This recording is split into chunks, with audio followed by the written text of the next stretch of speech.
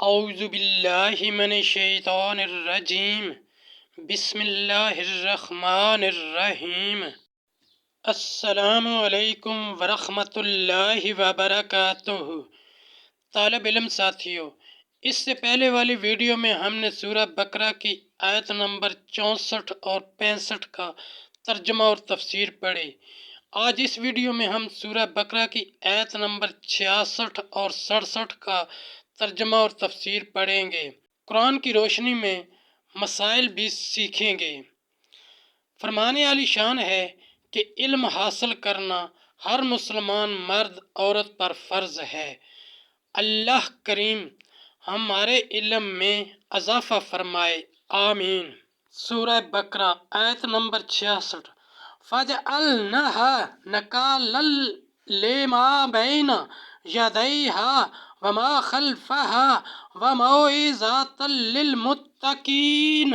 ترجمہ: تو ہم نے اس بستی کا یہ واقعہ اس کے آگے اور پیچھے والوں کے لیے عبرت کر دیا اور پرہیزگاروں کے لیے نصیحت۔ آیت نمبر 67۔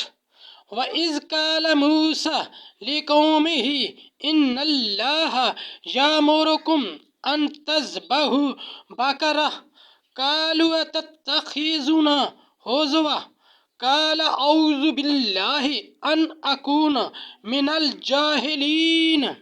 ترجمہ: اور جب موسیٰ نے اپنی قوم سے فرمایا، خدا تمہیں حکم دیتا ہے کہ ایک گائے ذبح کرو، بولے کہ آپ ہمیں مسخرہ بناتے ہیں۔ فرمایا، خدا کی پناہ کہ میں جاہلوں سے ہوں۔ سورہ بقرہ آیت نمبر 66 اور 67 کی تفسیر۔ بنی اسرائیل میں عامیل نامی ایک مالدار تھا۔ اس کے چچا زاد بھائی نے بتمام وراثت اس کو قتل کر کے دوسری بستی کے دروازے پر ڈال دیا اور خود صبح کو اس کے خون کا مدعی بنا۔ وہاں کے لوگوں نے حضرت موسیٰ علیہ السلام سے درخواست کی کہ آپ دعا فرمائیں کہ اللہ تعالیٰ حقیقت حال ظاہر فرمائے۔